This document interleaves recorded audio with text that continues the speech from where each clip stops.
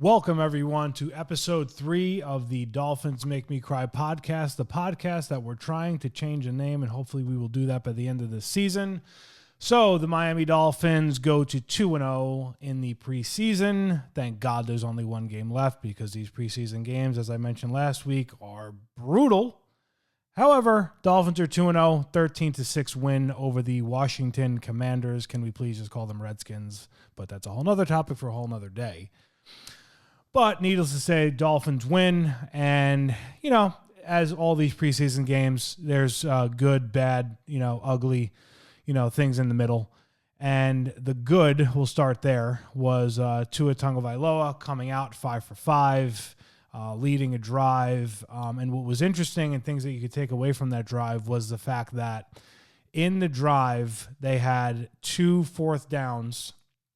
And if you watch the post-game press conference, Mike McDaniel talked about the fact that he was going to, on the final fourth down that Tua threw the touchdown pass, that he was going to run the ball, but the goal was for Tua to play about 10 to 11 snaps. He was right at the 11th snap. And what's interesting about the comments that McDaniel had, it's almost like he hears the noise and understands that last year a lot of Dolphin fans and media were screaming about the fact that in 3rd and 4th and short, they would not run up the gut, run up the middle to get first downs. And you saw it in that opening drive, that opening sequence, where they had the 2 fourth downs. 3rd and 1, they run the ball. 4th and 1, they run the ball. They convert. And then on that 4th and 1 where Tua threw an absolute laser, and anybody that's a critic of Tua, you watch that pass, and that's what he can do. He has crazy accuracy, deadly accuracy. You got to give him all the credit in the world for that. He throws an amazing pass to River Craycraft on 4th down, basically in only the position that River Craycraft could catch the ball and score the touchdown. On that play, McDaniel said in the post-game press conference that he was going to run the ball on that 4th and 1, but he knew that was probably going to be Tua's last play. And that right there is Mike McDaniel realizing that, one, he needs to evolve the offense, which I totally believe that he's doing, and I'm very excited to see where it takes us. And 2, he's acknowledging things that he's probably done in the last couple of years that were questionable in times where they've had 3rd and 4th and short and they would throw the ball. And it's interesting, and looking back at stats and a couple things that I listened to this week, last year they had 7 instances where they had 3rd and 4th and shorts that they basically did not run the ball up the middle to try and convert a first down. They threw passes. And now it seems they're at least trying to understand, is this something viable that we can do to convert first downs? Now, in fairness to Mike McDaniel, what I think this is all going to boil down to is the fact that, are they tough enough in the interior, the guards of this offensive line? If I'm a betting man, I'm going to tell you no. I think they're going to have their moments, and they're going to convert some of these plays in the upcoming season, but I don't think it's going to be to a consistent level that you'd like. Now, that being said, where all of this stems from is how they built the roster. Chris Greer, and I guess we'll call McDaniel because they're one and the same at this point in the way that they're running the organization. They don't put high stock in high draft picks or a lot of money in the interior of the line. They didn't re-sign Robert Hunt, and the reality is Robert Hunt got overpaid by the Panthers, a team that, is terrible and had a lot of money, right? Robert Hunt, solid inside guard. He got paid way too much money. And frankly, there's a middle ground here, but you're not going to pay Robert Hunt the type of money if you're the Miami Dolphins when you have the amount of other talent that you have to pay. You're the Carolina Panthers. You're going to pay that money because you have nothing to lose. You have the money. But that being said, have the Dolphins done enough in the interior line, the guards, have they done enough and have they put enough resource into that position? And it's interesting, in the last, let's say, 10 to 12 years, guard has been an issue on this team because they haven't put enough resource there. they've kind of said, hey, we can draft some late end round draft picks and we can kind of fill that role with guards. And we're going to see where it goes. Obviously, most teams are going to put money in tackles, which is fine. Bookends, protect your quarterback, end of your line, makes total sense. But there's a fine line between, are we negligent in our guards and did we put enough resource there? And it's going to be really interesting to see if they can hold up against good teams with good interiors, and they can just basically sit there and say, hey, it's 3rd and 1, it's 4th and 1. We're going to put, our foot in the ground. We're going to hand it to one of our very good running backs, of which they have a lot. That's where they have the depth on this roster for sure. Can we hand it to that guy, put the foot in the ground, and can the interior center and guard block to get a first down when we need it in a big spot in a big game against a playoff team in the cold, right? I don't know. Do I think it'll be perfect? No. Do I think it'll be better? Yes. But you can see from the first drive play calling that Mike McDaniel understands, like, there's an element here that's missing in the offense, and we need to address it. So I'm going to give him a hell of a lot of credit for that. The second thing that you saw in the first drive with Tua, and it goes back to yet another aspect of the offense that Mike McDaniel needs to address this year, is the tight end position. Jonnu Smith was very much involved. They did a jet sweep handoff to him. They threw a pass to him. They threw a pass to Julian Hill.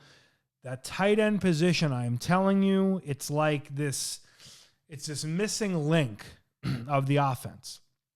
And again, I'm going to give McDaniel credit. He acknowledges it, he sees it, and he's putting in resources to say, hey, we're going to fix it. And we're going to get Tua that security blanket. Because make no mistake about it, any team that has offensive success and any really good quarterback, a lot of the times you can really look at the security blanket of the tight end, the guy who can really open the middle of the field. He can get you tough, solid 5, 7, and 10-yard completions. And the reality is, if you're a Dolphin fan, every Dolphin fan can tell you in the last 10 to 15 years, we haven't on defense been able to cover a tight end forever. And now we're sitting here saying we have all this speed, we have all this weaponry, we have running backs, we have a lot going for us. That's the missing piece. So I love the fact on that opening drive, those are the things that they worked on and addressed. And let's face facts. You had no Tyreek Hill starting last night. Probably not going to play the whole preseason. I'm sure he's not going to play game 3. You had no Jalen Waddle. You had no Teron Armstead on the line. You basically had no Aaron Brewer at center, who's going to be your starting center. You pretty much had 2 of 5 guys who were going to be your starting offensive line. You played Tua. He played tremendously well, as we said.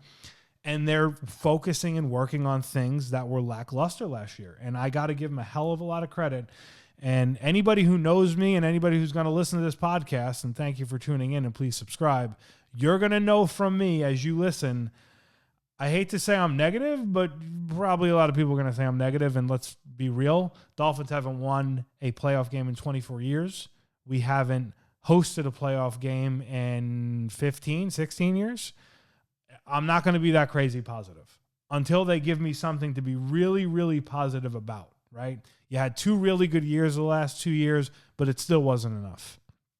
It's still, I don't want to say mediocre. It's above mediocre. It's good, not great, right? But I'm going to give them a hell of a lot of credit where it's due. They're addressing things that need to be addressed, and I like it from an offensive perspective. Defensively, a couple things you liked last night.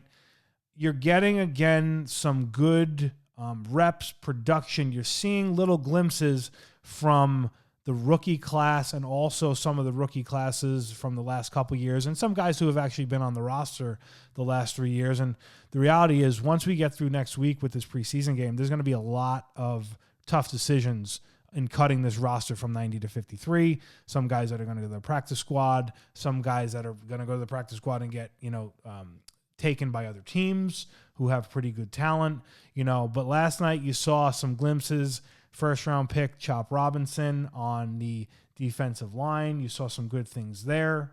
Little raw talent, definitely has burst, has speed, made some plays. You hope with him because he is going to have a big role, particularly early on the season with Jalen Phillips coming back and Bradley Chubb. We don't know when, but as he comes back probably in the, October range, he's going to have an increased role. You saw some stuff out of him in camp about some things that he's doing in camp, which you like. You hope that he can pick up the speed of the NFL game against starters and that he can set the edge. That's the thing, certainly hard for rookies. But you definitely saw some things. Also, Kamara last night, you saw some things there, which you like. Cam Smith, although he got hurt, you saw a little bit of good, a little bit of bad, but you definitely saw some plays. You see some ability out of him. He's been much maligned last year. He basically played like 3 snaps. He got burnt in the one preseason game. Vic Fangio basically outcast him the entire year for whatever the reason. You've heard some things coming out of Dolphin camp talking about maturity issues, but you can see just looking at body type and kind of the way he played last night, you can see the flashes of a player and a guy who can hopefully, when you look at their cornerback situation, you say to yourself, he doesn't have to be cornerback 1 or 2, obviously. Frankly, he doesn't even need to be 3. He could be 4. He could be your nickel. He could be something in the mix and then kind of work his way through because you have Jalen Ramsey, because you got an Ethan Bonner who's probably going to be also a 3 or 4 type of a guy, because you have Fuller, who's a solid NFL starter. Knock on wood, injuries, as every team's going to have them. You hope that you can bring him along and he can be 3rd, 4th guy and then hopefully, even blossom from there. But you definitely saw some things. The Commanders ran to his side a couple of times in the first couple of drives, made a couple of plays, missed a couple of plays, but you can see some stuff. Went out with an injury. If the one knock you're probably going to hear at this point is just, he's had a few injuries, soft tissue, hamstring, what have you. We'll see where we go from here as we get closer, 3 weeks away from the home opener. But you saw some stuff. Patrick Paul, offensive line last night, gave up a big strip sack that you don't like. He's a rookie. You hope, and it hurt last week with the Keon Smith injury, you hope that he can be in this program of learning behind Teron Armstead and he cannot have to be, thrust into things. The reality is he probably will be at some point. But you see the raw talent, like I said last week. You see the body type. He's got to get acclimated. But you see some good things. Made a bad play last night. Don't like it. He'll learn from it, and we move forward. Quarterback. There was a lot made this week about the backup quarterback situation. Mike White, Skylar Thompson, both have been here 2 years. Both know the system.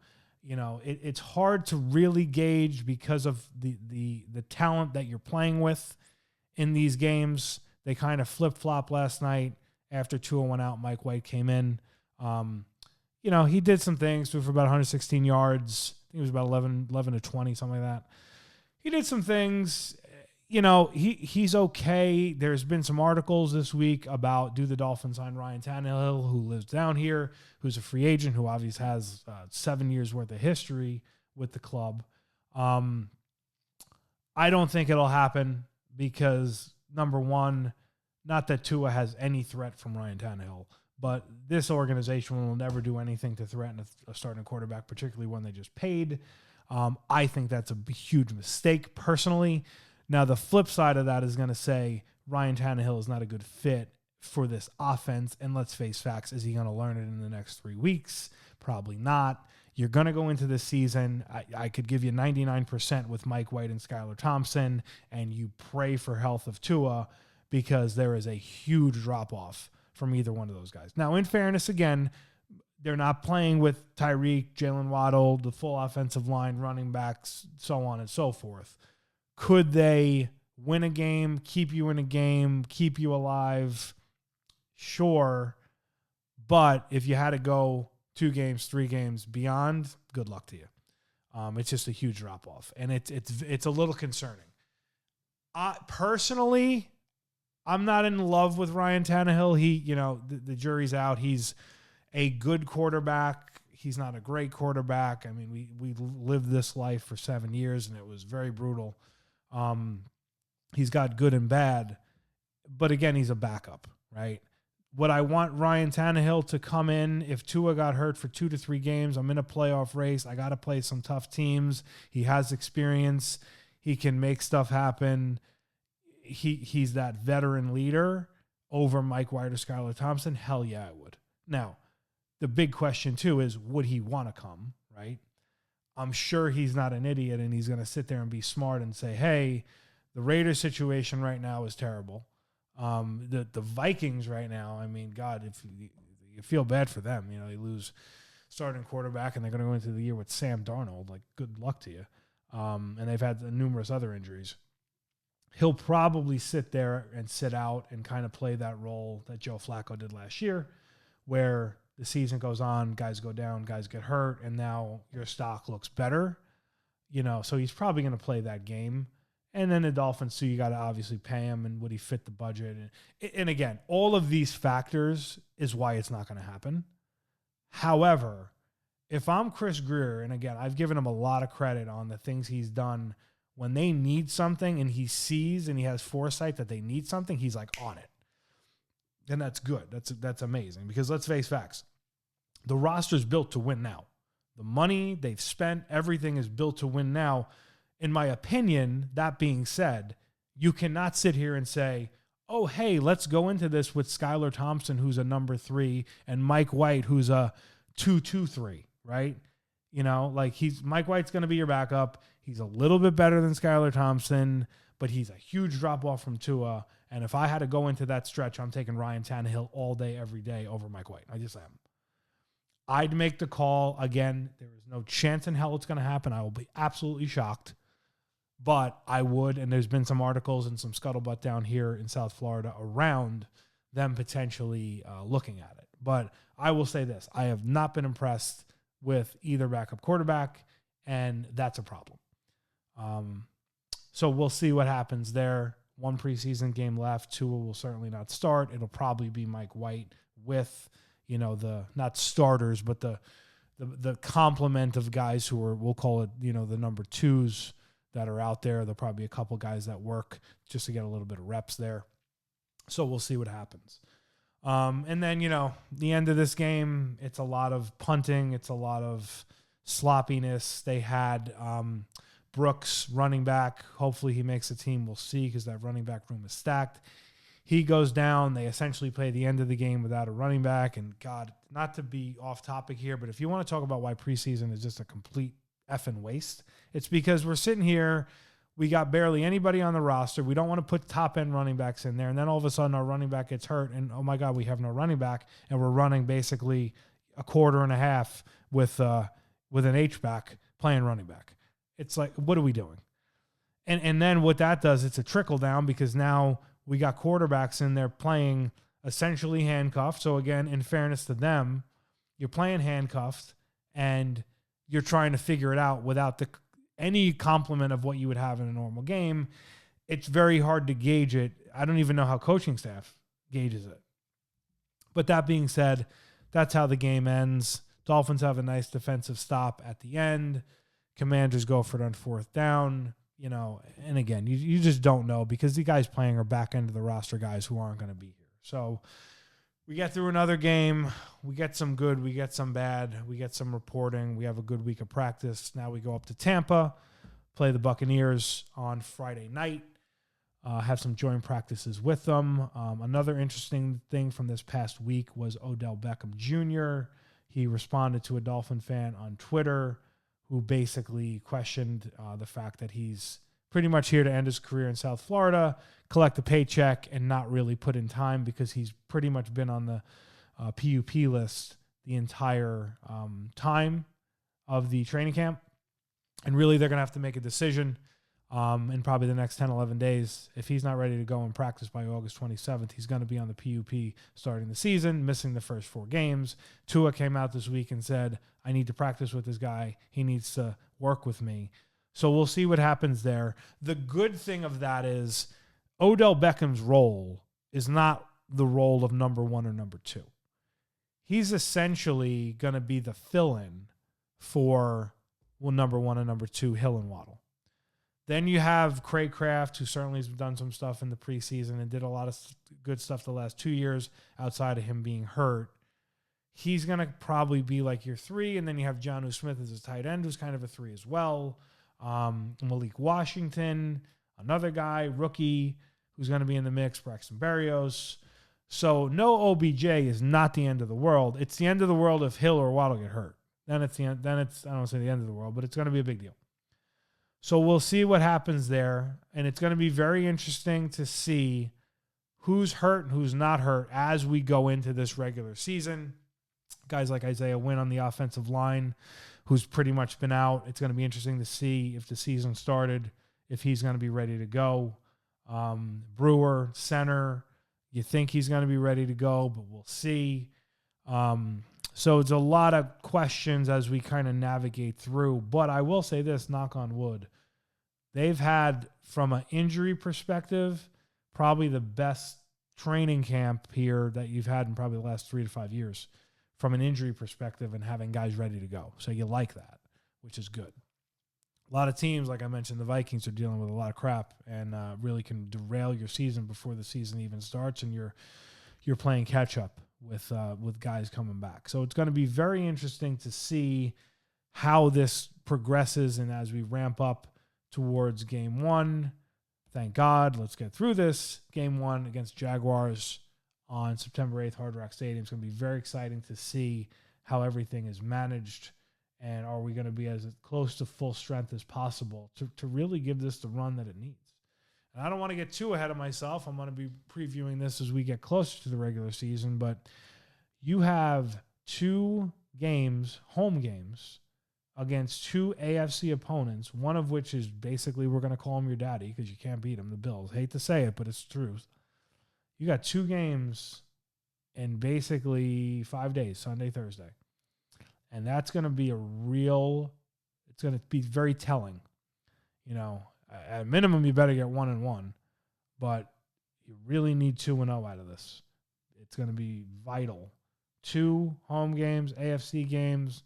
You know, you got the Heat on the one Sunday afternoon, and then you lose it against Buffalo on the Thursday night. But the reality is, you need to beat the Bills. You cannot beat the Bills.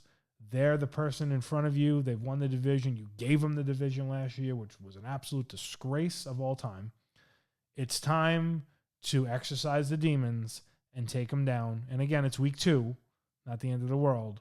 But we got to start setting that precedent. And I'll end it here. Jordan Poyer, who came over to the Dolphins this year, mentioned this week in the news that teams would look at the Dolphins and would look at them and say they're soft and they will fold when the pressure hits them. And I'm not mad at that. I agree. You know, this team needs to learn how to get punched in the mouth. And when they get punched in the mouth, the counter punch is a left and a right and a knockout blow. So it's good to see that they're acknowledging these things, and it's good to see that they're attacking these things, but we got to see it when the rubber meets the road.